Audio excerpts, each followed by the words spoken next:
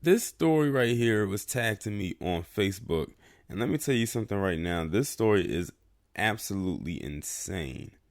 So, in this picture, you have a man by the name of Jerry Gilligan. He's 72 years of age, and he's from Arizona. And he made his wife and his stepson do something absolutely crazy after he got caught doing something crazy himself. So, I'm going to go ahead and read this article.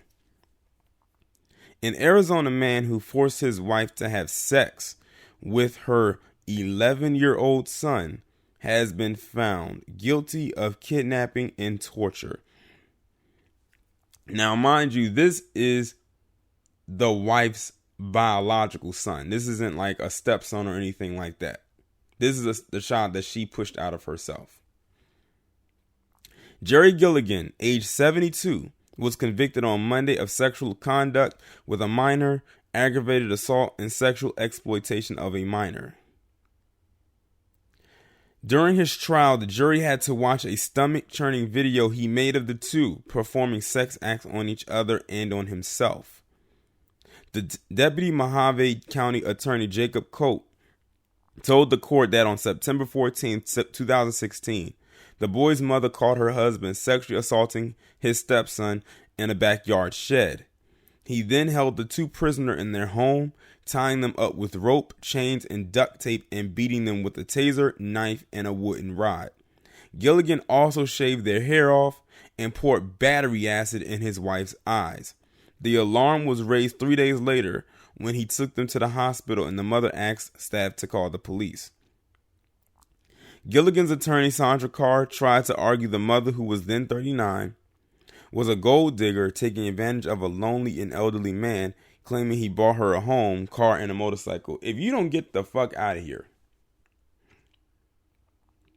I've heard of women gold digging, but they don't go through anything like this. And what about the fact that the mother caught him sexually assaulting her child in the shed? Notice they leave all that part out. That's why they train these lawyers to lie. And I mean lie hard to try to convince somebody. There's not enough lies in the world that could make you have to unsee that video that the jury had to watch.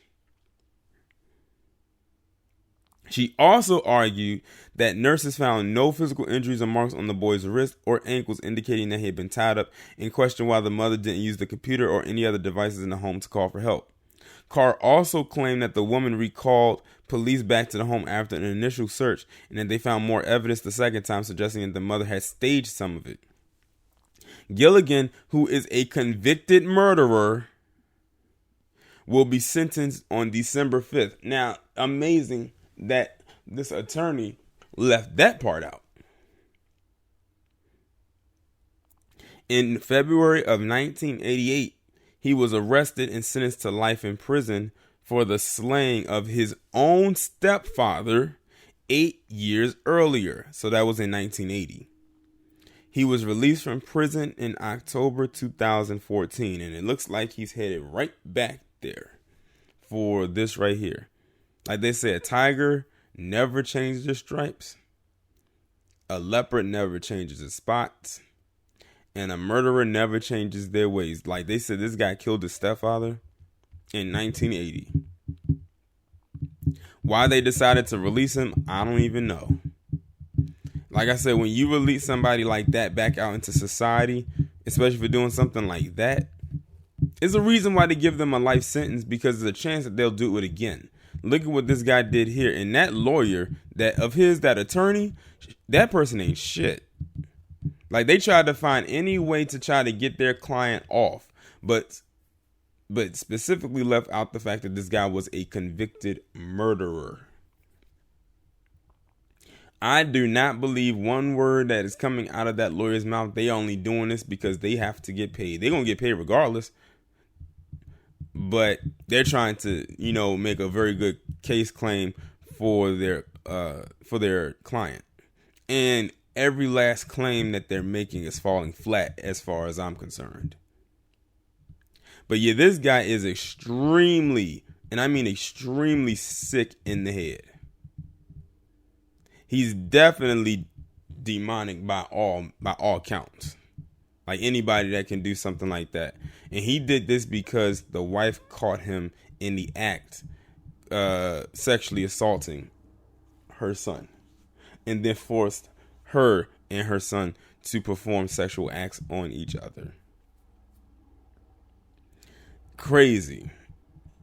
Well, hopefully when they send his ass back to jail, because they say he's being sentenced on the 5th, so he is going to jail. Hopefully when they send him back, that he actually stays there till he's dead. Like, actually for life this time. But y'all let me know what y'all think about this down in the comments, and I'll talk to you in the next one.